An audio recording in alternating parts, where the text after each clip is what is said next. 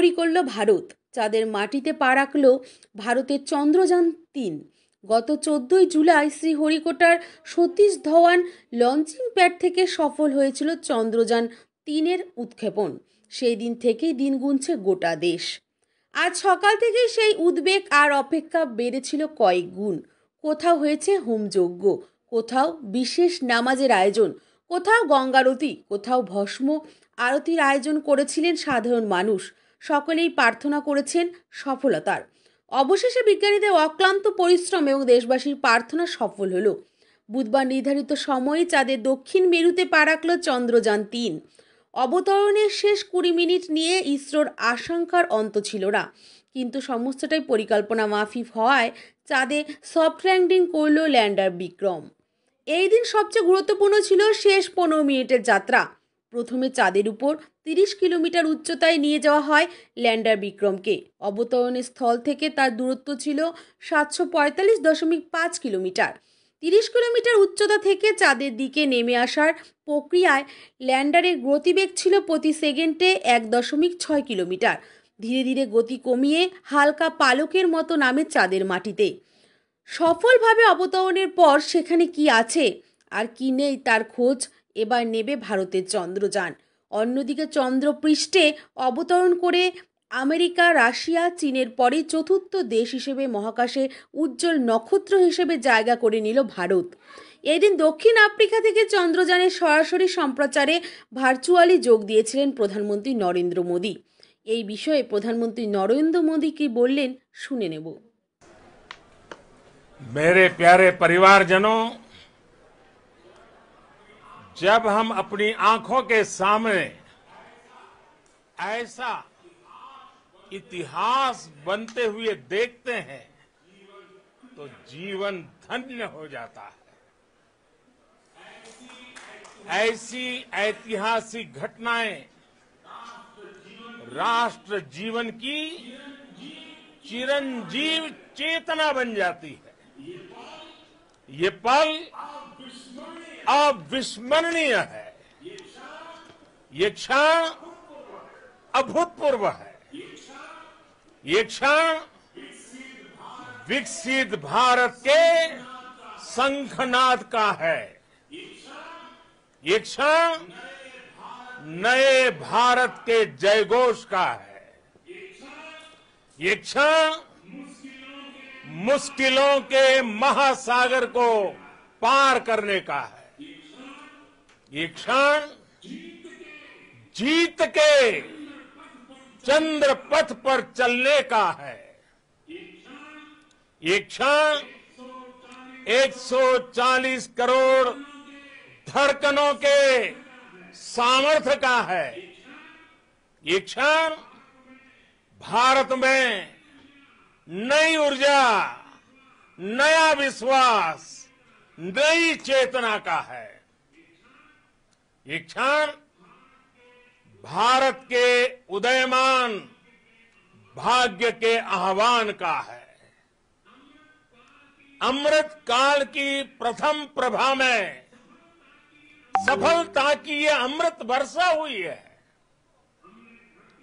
हमने धरती पर संकल्प लिया और चांद पर उसे साकार किया। और हमारे वैज्ञानिक साथियों ने भी कहा, India is now on the moon. आज हम अंतरिक्ष में नए भारत की नई उड़ान के साक्षी बने हैं।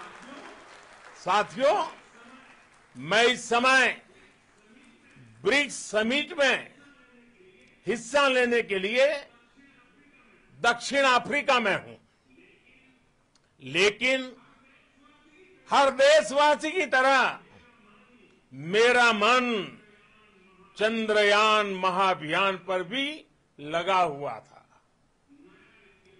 नया इतिहास बनते ही हर भारतीय जश्न में डूब गया है। हर घर में उत्सव शुरू हो गया है।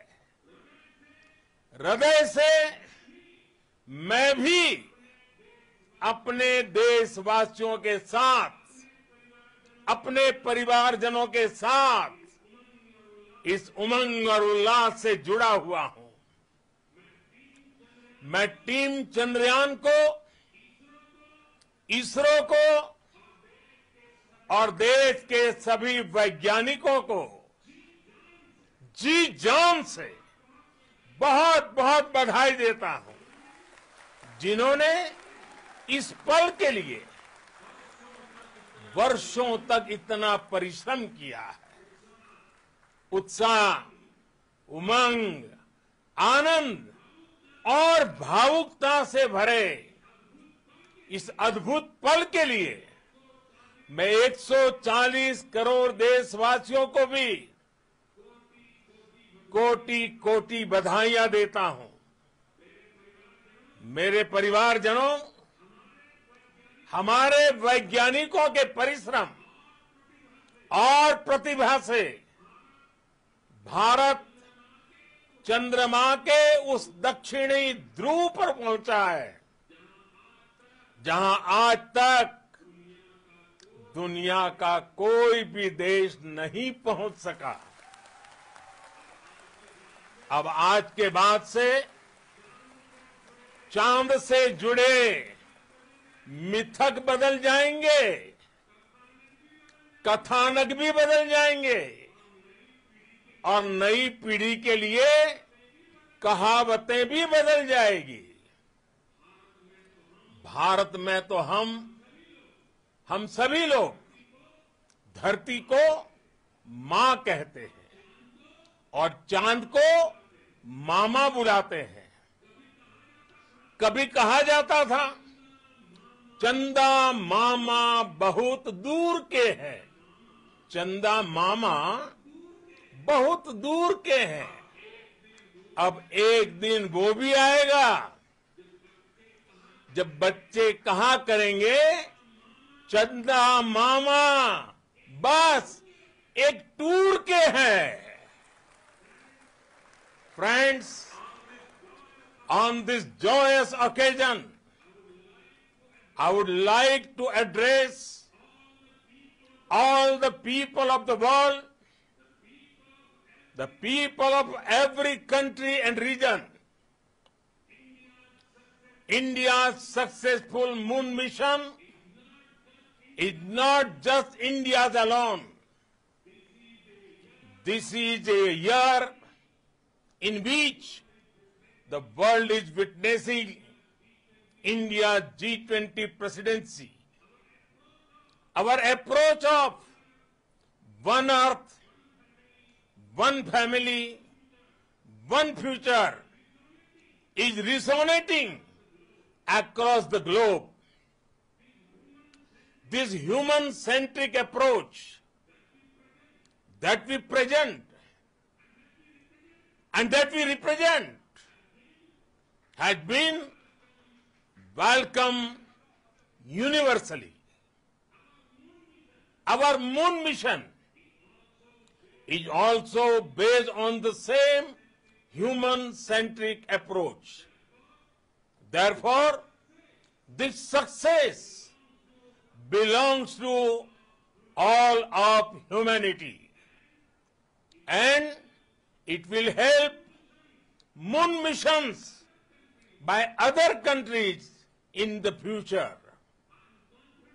I am confident that all countries in the world, including those from the global south, are capable of achieving such feats.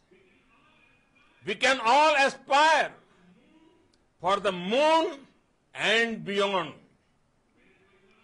मेरे परिवारजनों, चंद्रयान महाअभियान की ये उपलब्धि भारत की उड़ान को चंद्रमा की कक्षाओं से आगे जाएगी। हम हमारे सौर मंडल की सीमाओं का सामर्थ्य परखेंगे और मानव के लिए ब्रह्मांड की अनेक संभावनाओं को साकार करने के लिए भी जरूर काम करेंगे। हमने भविष्य के लिए कई बड़े और महत्वाकांक्षी लक्ष्य तय किए हैं। जल्द ही सूर्य के विस्तृत अध्ययन के लिए ISRO Aditya L1 mission launch करने जा रहा है। इसके बाद शुक्र भी इसरो के लक्ष्यों में से एक है। गगनयान के जरिए देश अपने पहले ह्यूमन स्पेस फ्लाइट मिशन के लिए भी पूरी तैयारी के साथ जुटा है। भारत बार बार ये साबित कर रहा है कि sky is not the limit.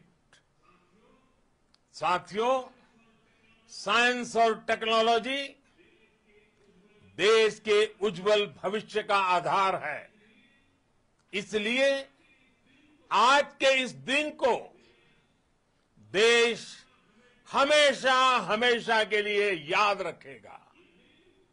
यह दिन हम सभी को एक उज्जवल भविष्य की ओर बढ़ने के लिए प्रेरित करेगा। ये दिन हमें अपने संकल्पों की सिद्धि का रास्ता दिखाएगा। ये दिन इस बात का प्रतीक है कि हार से सबक लेकर जीत कैसे हासिल की जाती है। एक बार फिर देश के सभी वैज्ञानिकों को बहुत बहुत बधाई और भविष्य के मिशन के लिए ढेरों शुभकामनाएं। बहुत बहुत धन्यवाद। Entire ISRO community has come to fruition.